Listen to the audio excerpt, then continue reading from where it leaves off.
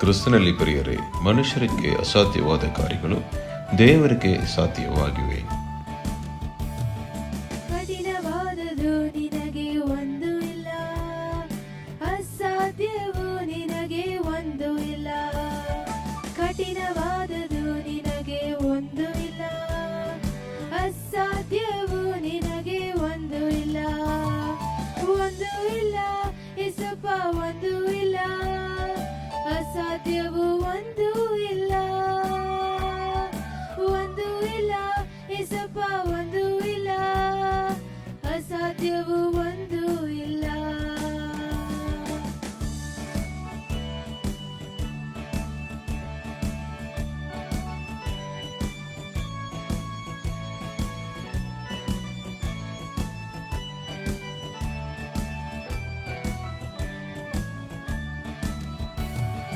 ನಿನ್ನಯ ಭುಜಬಲದಿಂದ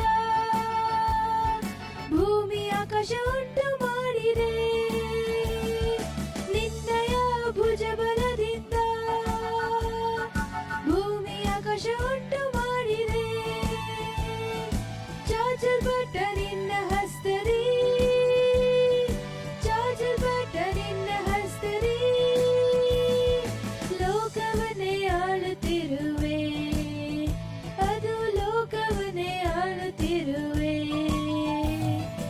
ಒಂದು ಇಲ್ಲ ಯೇಸಪ್ಪ, ಒಂದು ಇಲ್ಲ, ಅಸಾಧ್ಯವೂ ಒಂದು ಇಲ್ಲ. ಒಂದು ಇಲ್ಲ ಯೇಸಪ್ಪ, ಒಂದು ಇಲ್ಲ, ಅಸಾಧ್ಯವೂ ಒಂದು ಇಲ್ಲ.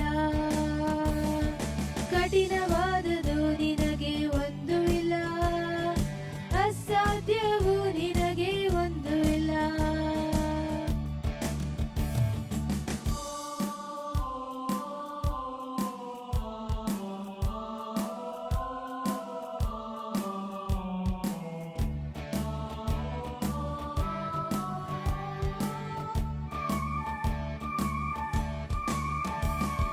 ನಿನ್ನಿಂದ ಆಗದಂತ ಅತಿಶಯ ಒಂದು ಇಲ್ಲ, ನಿನ್ನಿಂದ ಆಗದಂತ ಅತಿಶಯ ಒಂದು ಇಲ್ಲ. ಸಾವಿರಾರು ತಲೆಮಾರಿಗೂ, ಸಾವಿರಾರು ತಲೆಮಾರಿಗೂ ಪ್ರೀತಿಸುವ ಆಲ್ಮೈಟಿ ಗಾಡ್, ನಮ್ಮನ್ನು ಪ್ರೀತಿಸುವ ಆಲ್ಮೈಟಿ ಗಾಡ್. ಒಂದು ಇಲ್ಲ ಯೇಸಪ್ಪ, ಒಂದು ಇಲ್ಲ, ಅಸಾಧ್ಯವೂ ಒಂದು ಇಲ್ಲ. ಒಂದು ಇಲ್ಲ ಯೇಸಪ್ಪ, ಒಂದು ಇಲ್ಲ, ಅಸಾಧ್ಯವೂ ಒಂದು ಇಲ್ಲ. ಮಾನವನ ಕಾರ್ಯವನ್ನೆಲ್ಲ ದೃಷ್ಟಿಸಿ ನೋಡುತ್ತಿರುವೆ, ಮಾನವನ ಕಾರ್ಯವನ್ನೆಲ್ಲ ದೃಷ್ಟಿಸಿ ನೋಡುತ್ತಿರುವೆ. ಅವನವನ ಕೆಲಸಕ್ಕೆ ತಕ್ಕ, ಅವನವನ ಕೆಲಸಕ್ಕೆ ತಕ್ಕ ಬಹುಮಾನ ನೀ ತರುವೆ, ಬಹುಮಾನ ನೀ ತರುವೆ.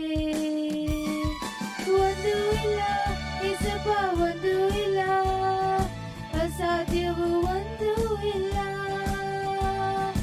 ಒಂದು ಇಲ್ಲ ಯೇಸಪ್ಪ, ಒಂದು ಇಲ್ಲ, ಅಸಾಧ್ಯವೂ ಒಂದು ಇಲ್ಲ.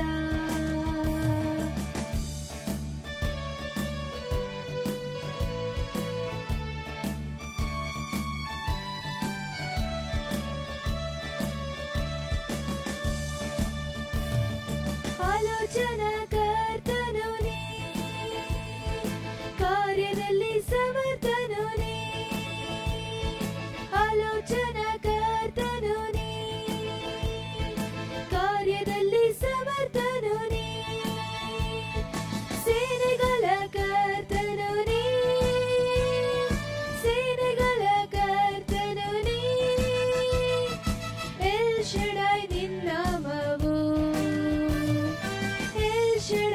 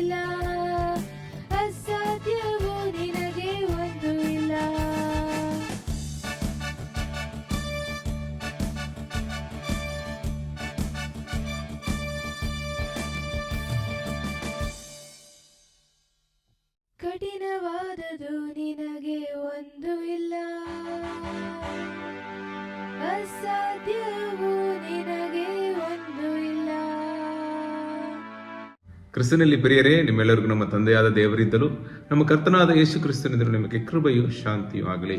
ಈ ಸುಂದರವಾದ ಸಮಯದಲ್ಲಿ ದೇವರು ನಮಗೆ ಕೊಡುವ ಸತ್ಯವೇದದ ವಾಕ್ಯ ಏನೆಂದರೆ ಯಾಕೋಬನು ಅಧ್ಯಾಯ 5 ವಾಕ್ಯ 15. ನಂಬಿಕೆಯಿಂದ ಮಾಡಿದ ಪ್ರಾರ್ಥನೆಯು ರೋಗಿಯನ್ನು ರಕ್ಷಿಸುವುದು, ಕರ್ತನು ಅವನನ್ನು ಎಬ್ಬಿಸುವನು ಮತ್ತು ಪಾಪ ಮಾಡಿದವನಾಗಿದ್ದರೆ ಅದು ಪರಿಹಾರ ಆಗುವುದು. ಪ್ರೀತಿಯುಳ್ಳ ದೇವಜನರೇ, ಈ ಸುಂದರವಾದ ವಾಕ್ಯವನ್ನು ನಾವು ಓದುವಾಗ ಈ ವಾಕ್ಯ ನಮಗೆ ಹೇಳಿಕೊಡೋದು ಏನೆಂದರೆ, ಪಾಪದ ದಶೆಯಿಂದ ಪಾಪ ಮಾಡಿದ ಕಾರಣ ಒಬ್ಬರಿಗೆ ರೋಗ ಬಂದರೆ ಪಶ್ಚಾತ್ತಾಪ ಪಟ್ಟು ಮನ ತಿರುಗಿ ದೇವರ ಮೇಲೆ ನಂಬಿಕೆ ಇಟ್ಟು ನಾವು ಪ್ರಾರ್ಥನೆ ಮಾಡುವಾಗ ದೇವರು ಪಾಪಗಳನ್ನು ಕ್ಷಮಿಸಿ ಆ ರೋಗವನ್ನು ವಾಸಿ ಮಾಡುವರು ಎಂದು ದೇವರು ವಾಗ್ದಾನವನ್ನು ನೀಡುತ್ತಾರೆ. ಇದಕ್ಕೆ ಆಧಾರವಾಗಿ ನಾವು ಸತ್ಯವೇದದಲ್ಲಿ ಲೂಕನು ಬರೆದ ಸುವಾರ್ತೆ ಅಧ್ಯಾಯ 5:17 ನಾವು ಓದುವಾಗ ಅಲ್ಲಿ ಒಂದಾನೊಂದು ದಿವಸದಲ್ಲಿ ಯೇಸು ಒಂದು ಮನೆಯಲ್ಲಿ ಅಲ್ಲಿ ಫರಿಸಾಯರು, ಶಾಸ್ತ್ರಿಗಳು ಎಲ್ಲರೂ ಕೂಡ ಕೂಡಿ ಬಂದರು. ಯೇಸು ಕರ್ತನು ಆ ಮನೆಯಲ್ಲಿ ಉಪದೇಶ ಮಾಡ್ತಾ ಇರುವಾಗ ಒಬ್ಬ ಗಂಡಸರ ಗುಂಪು ಒಬ್ಬ ಪಾರ್ಶ್ವವಾಗಿ ರೋಗಿಯನ್ನು ತೋಲಿಯಲ್ಲಿ ಹೊತ್ತುಕೊಂಡು ಯೇಸು ಕರ್ತನು ಇರುವ ಮನೆ ಒಳಗಡೆ ಅವರ ಮುಂದೆ ತರುವುದಕ್ಕೆ ಅವರು ಪ್ರಯತ್ನ ಪಟ್ಟರು. ಹೆಚ್ಚಾದ ಗುಂಪು ಇದ್ದದರಿಂದ ಮನೆ ಒಳಗಡೆ ಅವರು ಬರೋಕೆ ಆಗದ ಕಾರಣ ಅವರು ಮನೆ ಮೇಲೆ ಹತ್ತಿ ಹಂಚುಗಳನ್ನು ತೆಗೆದು ಅವನನ್ನು ಹಾಸಿಗೆ ಸಹಿತ ಆ ಮನೆಯ ನಡುವೆ ಯೇಸು ಇರುವ ಸ್ಥಳದಲ್ಲಿ ಅವನನ್ನು ಇಳಿಯ ಮಾಡಿದರು. ಯೇಸು ಕರ್ತನು ಅವರ ನಂಬಿಕೆಯನ್ನು ನೋಡಿ, ಅಪ್ಪ, ನಿನ್ನ ಪಾಪಗಳು ಕ್ಷಮಿಸಲ್ಪಟ್ಟಿವೆ ಅಂತನು. ಅಲ್ಲಿದ್ದ ಶಾಸ್ತ್ರಿಗಳು, ಫರಿಸಾಯರು, ಪಾಪಗಳನ್ನು ಕ್ಷಮಿಸುವುದಕ್ಕೆ ಇವನು ಯಾರು? ದೇವರನ್ನು ಬಿಟ್ಟು ಪಾಪಗಳನ್ನು ಕ್ಷಮಿಸುವುದು ಯಾರಿಂದ ಆಯಿತು ಎಂದು ಅಂದುಕೊಂಡರು. ಅವರು ಅಂದುಕೊಳ್ಳೋದನ್ನು ಯೇಸು ಕರ್ತನು ತಿಳಿದುಕೊಂಡು ಅವರಿಗೆ ಕೇಳಿದರು, ಯಾವುದು ಸುಲಭ, ಪಾಪಗಳನ್ನು ಕ್ಷಮಿಸುವುದೋ ನಿನ್ನ ಹಾಸಿಗೆಯನ್ನು ಎತ್ತಿಕೊಂಡು ನಡೆ ಎಂದು ಹೇಳುವುದು? ಮನುಷ್ಯಕುಮಾರನಿಗೆ ಭೂಲೋಕದಲ್ಲಿ ಪಾಪಗಳನ್ನು ಕ್ಷಮಿಸುವುದಕ್ಕೆ ಅಧಿಕಾರ ಕೊಡಲ್ಪಟ್ಟಿರುವುದು ನಿಮಗೆ ತಿಳಿಯಬೇಕೆಂದು ಹೇಳಿ ಆ ಪಾರ್ಶ್ವವಾಯು ರೋಗಿಯನ್ನು ನೋಡಿ, ನೀನು ಎದ್ದು ನಿನ್ನ ಹಾಸಿಗೆಯನ್ನು ಎತ್ತಿಕೊಂಡು ನಿನ್ನ ಮನೆಗೆ ಹೋಗು ಎಂದು ಹೇಳ್ತೇನೆ ಅಂತನು. ಅಂದ ಕೂಡಲೇ ಅವನು ಅವರ ಮುಂದೆ ಎದ್ದು ತಾನು ಮಲಗಿದ್ದ ಹಾಸಿಗೆಯನ್ನು ಎತ್ತಿಕೊಂಡು ಅವನು ದೇವರನ್ನು ಕೊಂಡಾಡುತ್ತಾ ಮನೆಗೆ ಹೋದನೆಂದು ಸತ್ಯವೇದ ಹೇಳುತ್ತದೆ. ನೋಡಿದವರೆಲ್ಲ ಬೆರಗಾಗಿ ದೇವರನ್ನು ಕೊಂಡಾಡಿದರು. ನಾವು ಇವತ್ತು ಅದ್ಭುತ ಆಶ್ಚರ್ಯ ಕಾರ್ಯವನ್ನು ನೋಡಿದೆವು ಎಂದು ಅವರು ದೇವರನ್ನು ಕೊಂಡಾಡಿದನ್ನು ನಾವು ನೋಡುತ್ತೇವೆ. ಪ್ರಿಯ ದೇವಜನರೇ, ಇದರಲ್ಲಿ ಬಹಳ ಪ್ರಾಮುಖ್ಯವಾದ ಒಂದು ಕಾರ್ಯವನ್ನು ನಾವು ಧ್ಯಾನಿಸಬೇಕು. ರಕ್ಷಣೆ. ಈ ರಕ್ಷಣೆ ಬರೀ ಒಂದು ಶಾರೀರಿಕ ಬಿಡುಗಡೆ ಅಲ್ಲ. ನಿಜವಾದ ರಕ್ಷಣೆ ಮೊದಲನೇದಾಗಿ ಆಧ್ಯಾತ್ಮಿಕ ರಕ್ಷಣೆಯಲ್ಲಿ ಅದು ಪ್ರಾರಂಭವಾಗುತ್ತದೆ. ಪಾಪದ ಕಾರಣ ಮನುಷ್ಯರಲ್ಲಿ ರೋಗಗಳು, ಶಾಪವು, ಕಷ್ಟಗಳು, ಮರಣವು ಬಂದಿತ್ತು. ಆದ್ದರಿಂದ ಯೇಸು ಕರ್ತನ ಲೋಕಕ್ಕೆ ಇಳಿದು ಬಂದ ಕಾರಣ ನಮ್ಮನ್ನು ಪಾಪ ಶಾಪಗಳಿಂದಲೂ ಮರಣದಿಂದಲೂ ಬಿಡುಗಡೆ ಮಾಡಬೇಕು. ಆಧ್ಯಾತ್ಮಿಕ ಬಿಡುಗಡೆಯು ಶಾರೀರಿಕ ಬಿಡುಗಡೆಯೂ ಕೂಡ ನಮಗೆ ಕೊಡಬೇಕೆಂದು ಈ ಲೋಕಕ್ಕೆ ಇಳಿದು ಬಂದವರು ಯೇಸು ಕರ್ತನು. ಆದ್ದರಿಂದ ಈ ಮನುಷ್ಯನಿಗೆ ಮೊದಲನೇದಾಗಿ ಅವನು ಪಾಪದ ಕಾರಣ ಈ ರೋಗ ಬಂದದ್ರಿಂದ ಆ ಪಾರ್ಶ್ವರೋಗಿ ಮನಸ್ಸಲ್ಲಿ ಅವನು ಪಶ್ಚಾತ್ತಾಪಪಟ್ಟು ಅವನಲ್ಲಿ ಹೊರಲಾದ ಆ ದೋಷ ಅವನು ಕಾಡುತ್ತಾ ಇತ್ತು. ನಾನು ಪಾಪ ಮಾಡಿದ್ರಿಂದ ಈ ರೋಗ ನನಗೆ ಬಂದಿತು ಎಂದು ಅವನು ಪಶ್ಚಾತ್ತಾಪಪಟ್ಟು ಮನ ತಿರುಗಿದರಿಂದ ಯೇಸು ಕರ್ತನ ಅವನ ಮನಸ್ಸನ್ನು ನೋಡಿ ಮೊದಲನೇದಾಗಿ ಅವನನ್ನು ನೋಡಿ ಹೇಳುತ್ತಾರೆ, ನಿನ್ನ ಪಾಪಗಳು ಕ್ಷಮಿಸಲ್ಪಟ್ಟಿವೆ.